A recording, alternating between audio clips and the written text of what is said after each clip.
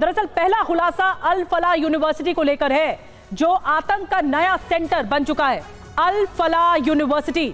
और जो दूसरा खुलासा हम कर रहे हैं वो धमाके का बारूद, एक्सप्लोसिव एक बार फिर सामने आया है। आखिर कैसे एक यूनिवर्सिटी कश्मीरी और देश के दूसरे इलाकों के उन आतंकियों का गढ़ बन गई है जिन्होंने देश के खिलाफ जिहाद छेड़ दिया, इनको लेकर क्या खबरें आई हैं आपको बताएंगे डिटेल में। वहीं दिल्ली ब्लास्ट में शामिल विस्फोटक को लेकर भी बड़ा खुलासा हो रहा है, बड़ा पर्दाफाश हो रहा है। धमाका किस बारूद से किया गया, फरीदाबाद से मिले विस्फोटक के बारे में एक एक डिटेल सामने आ चुकी है।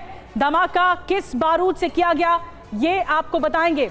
लाल किले पर हुए धमाके में इस्तेमाल विस्फोटक से कितना कनेक्शन है और धमाका कैसे हुआ, किस बारूद से हुआ, ये सब खुलकर आपको बताएंगे। तो ये दो बड़े खुलासे 3 बजे के शो में आपको अब दिखाएंगे। पहली बड़ी खबर जो जिससे शुरुआत करने जा रहे हैं वो ये कि दिल्ली धमाके की जांच फरीदाबाद के अल फलाह यूनिवर्सिटी एक तरह से एपिसेंटर बन गया है।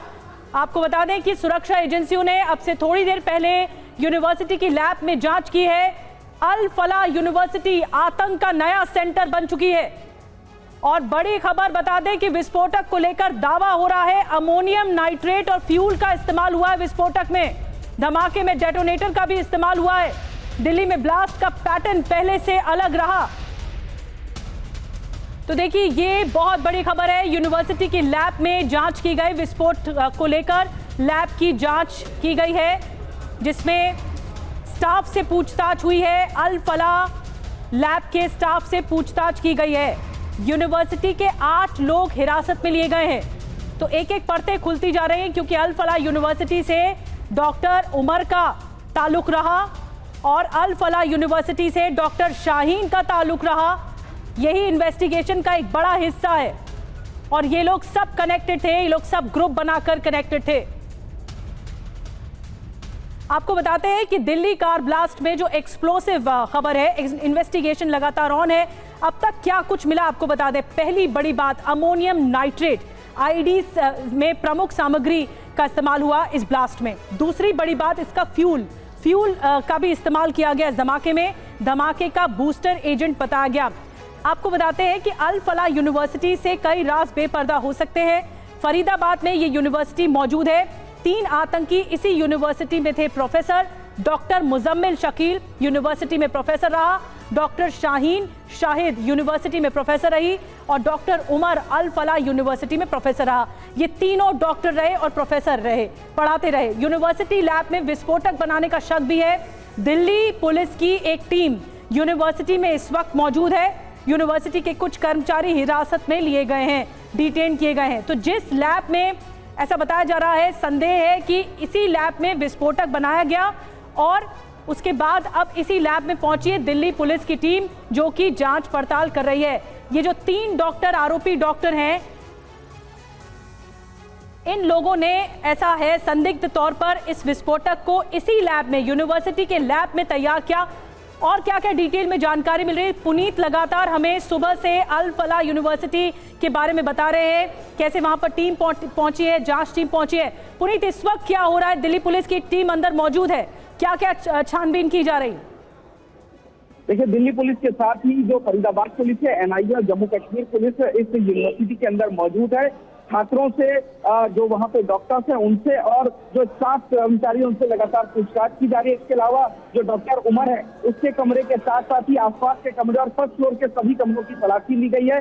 कुछ सामान भी पुलिस ने जब्त किया और बता रहे हैं कि 6 से 8 लोगों को फिलहाल डिटेन किया गया है। इसके अलावा जो वहां पर बता रहे हैं कि जो लैब है उस लैब की भी पूरी तरीके से जांच की जा रही है। शक किया जा रहा है कि आरडीएक्स या दूसरे किसी विस्फोटक या फिर जिस तरीके से चीजें मिली हुई है वो क्या उस लैब में तैयार की जा रही थी या उनको वहां पे डंप किया जा रहा था। तो लैब कुल मिलाकर के इस वक्त सबसे बड़े फोकस में है एनआईए के और जांच एजेंसियों के, जिसको लेकर के फिलहाल जांच की जा रही है।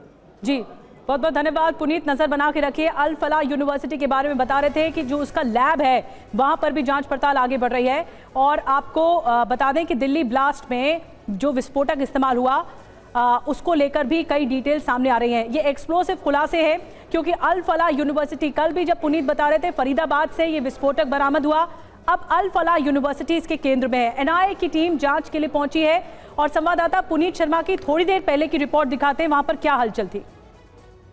दिल्ली में हुए कार में ब्लास्ट का सीधा संबंध फरीदाबाद की अल फलाह यूनिवर्सिटी से है, क्योंकि इसमें प्राइम सस्पेक्ट जो है वो मोहम्मद डॉक्टर उमर है। आप देखेंगे कि इस अल फलाह यूनिवर्सिटी में लगातार जो पुलिस अपनी जांच कर रही है, एनआईए की टीम भी अंदर मौजूद है। पिछले काफी घंटों से लगातार यहां पर जो पुलिस के तरफ से जांच किया जा रहा है। लंबा काफिला आप देखेंगे पुलिस का इस वक्त अल फलाह यूनिवर्सिटी से निकल रहा है। डॉक्टर आमिर जो उमर है वो इसी यूनिवर्सिटी में पिछले 7 साल से पढ़ा रहा था और सबसे बड़ी बात यह है कि अभी यही शक किया जा रहा है कि डॉक्टर मोहम्मद उमर ही वो शख्स है जो कि इस ब्लास्ट में था, जो गाड़ी में लाल किले में पार्किंग में I-20 कार में बैठा हुआ नजर आ रहा था। ये कहानी इसी अल फलाह यूनिवर्सिटी से शुरू होती है जब मुजम्मिल को पुलिस गिरफ्तार करती है और उसकी निशानदेही पर इस अल फलाह यूनिवर्सिटी से महज 300 मीटर की दूरी पर उसके एक ठिकाने से सोमवार की सुबह लगभग 360 किलो विस्फोटक बरामद किया जाता है और उसके बाद लगभग 1.5 किलोमीटर की दूरी पर 2563 किलो विस्फोटक बरामद किया जाता है, यानी कि कुल 29 किलो विस्फोटक यहां से मिलता है। मुजम्मिल भी इसी अल फलाह यूनिवर्सिटी में पढ़ा था और बताया जा रहा है कि जो उमर है उसका सीधा संबंध अदील से था। ये लोग एनक्रिप्टेड जो टेलीग्राम के जरिए आपस में बातचीत कर रहे थे।